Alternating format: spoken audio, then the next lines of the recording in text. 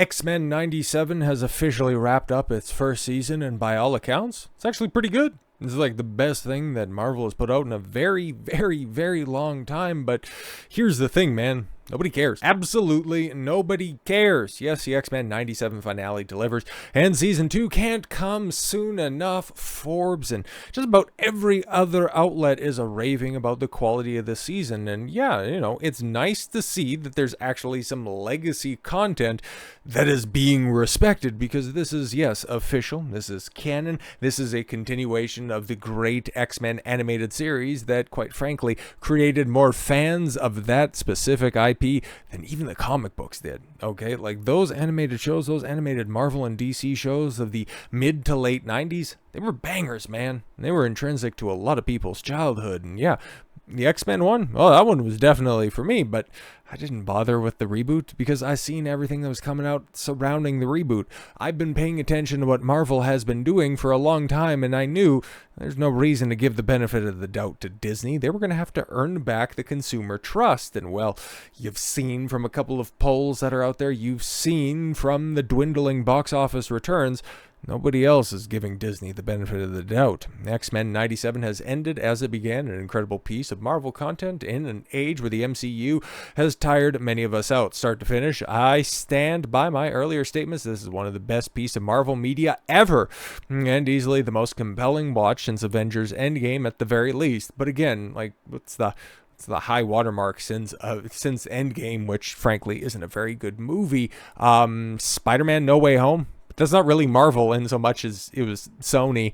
Some people like Guardians of the Galaxy 3. Okay, is that it? Is that it? The first couple of episodes of WandaVision, it ended up falling into the same trappings that later Marvel content would make very crystal clear is the overall plan for any of these series. Start intriguing, middle through the second, third, fourth, fifth episodes, only to just end with a big battle at the end, and then not really change anything in the overall MCU. Like, it's all just filler content when it's all said and done.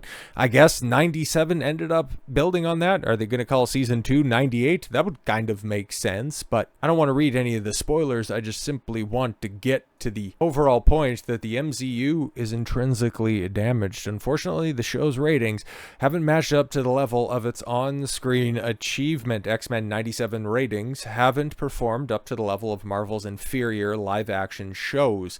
Maybe there's too much to hope for from a traditionally animated series, regardless of its incredible quality. Luckily, animated shows like this are, compared to the terrible live-action products like Echo or Miss Marvel, incredibly cheap to produce. I guess, yeah, because it's not using a lot of CGI, and you can definitely shaft voice actors in comparison to the A-level stars mostly Marvel uses to bolster their floundering IPs, but X-Men 97 doesn't need a huge audience to justify its existence. No, of course not. Good stories aren't necessarily dependent on a gigantic budget. It helps. It could help an IP for sure. It could help a franchise, but it's not necessary. All it needs is good writing, good characters. It's not that difficult, guys. Yeah, it just needs a dedicated one. I really hope it achieves that. Okay, it's all up to us. Yeah, it's been up to us to be that audience.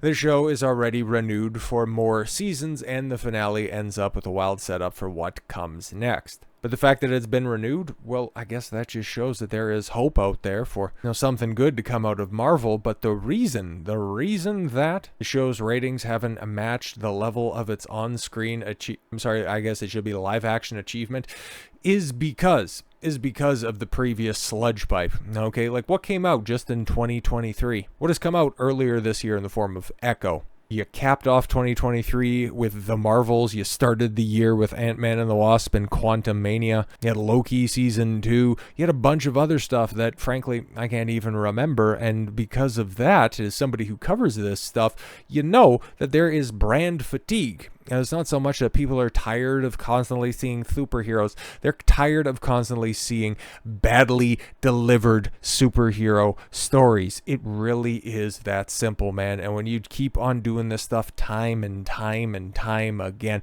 and you don't respect your audience, you end up with this. And then when you also market and you try to push this story, you try to push your show, Because this is the, although he's been fired, he was still the guy behind the show that ended up going extremely well. Yes, Morph was confessing romantic feelings for Logan, and Beau, when he was employed by Marvel, which we still have no idea why he ended up getting shit canned, probably because it had something to do with cans and what he was doing on the internet. But when you try to frame everything as, well, as a black gay man, okay, we need to tell this from a modern perspective. Oh, Morph is back in the show and he's going to be non-binary. When you frame everything under the lens, or in the lens, rather, of modern societal issues, modern fringe issues, that's what you end up getting. Apathy from the normies that would normally eat everything coming out of Marvel up hook, line, and sinker. And then, okay, cool. So X-Men 97, well received, the best thing that Marvel has put out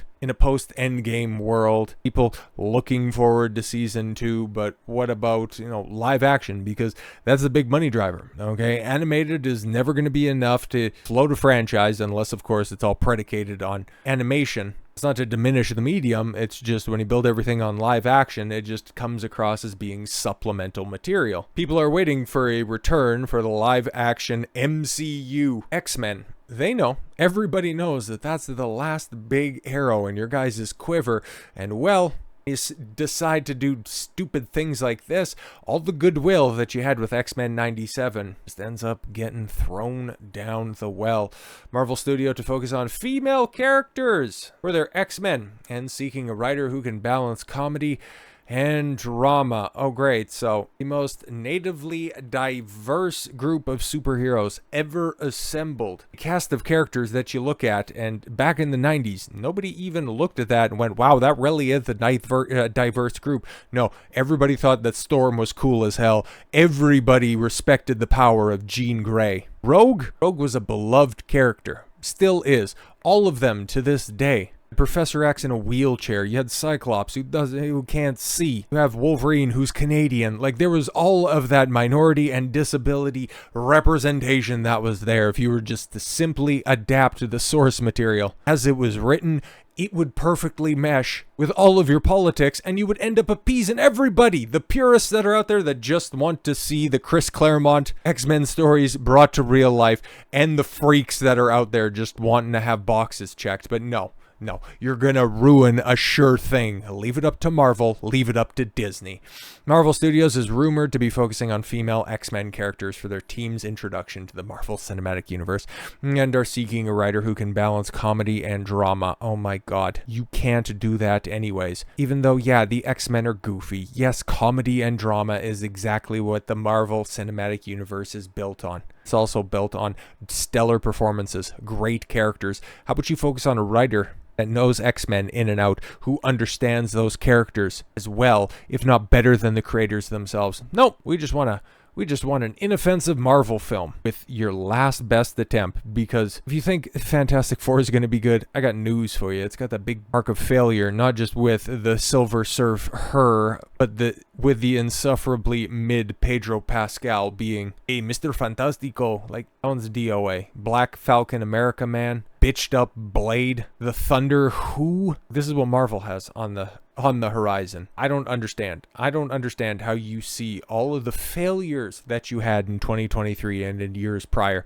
knowing that the MCU is very much a viable joke and an accurate description of what you're currently putting out, and thinking that, you know what, that's what we need to do with our biggest and most financially successful IP. It would be as dumb as trying to replace Peter Parker as Spider-Man, but no company would be that dumb.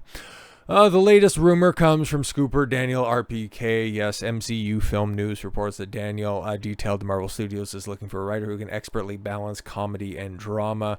The account further notes that the films will focus on the female characters, and Marvel want to introduce new characters, ones that haven't been in live action before, alongside the main ones we all know.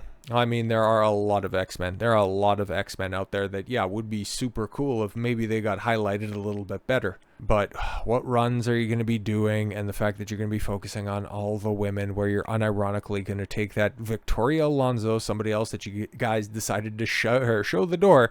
Yeah, you're taking the idea that X-Men is a derogatory descriptive and that it needs to be XP people. Or stupid Jennifer Lawrence when she was playing that bastardized version of Mystique in the second reboot. Days of Future Past timeline. That might have been in stupid Dark Phoenix even. Okay, you should call these the X-Women because the men don't do anything. You're actually taking that stupid crap to heart. Man, I know I'm not alone in this one where, yeah, you could have been tuned out for a lot of for modern day Marvel stuff, but you hear that, you know, hey man, X-Men could be coming around. Maybe you're getting a little bit of that itch. Maybe you're perking an ear to what's going on over there, but then you see stuff like this. Then you see the overemphasis of just these unnecessary overtones, and it's like, why would I even bother at this point in time? Why would I even bother paying attention to what they're trying to do? Because, you know, it's just always going to be bad. So with all that said, thank you all very much for the gift of your time. I've been Don Consuelo. I want you to follow your gut and get after it.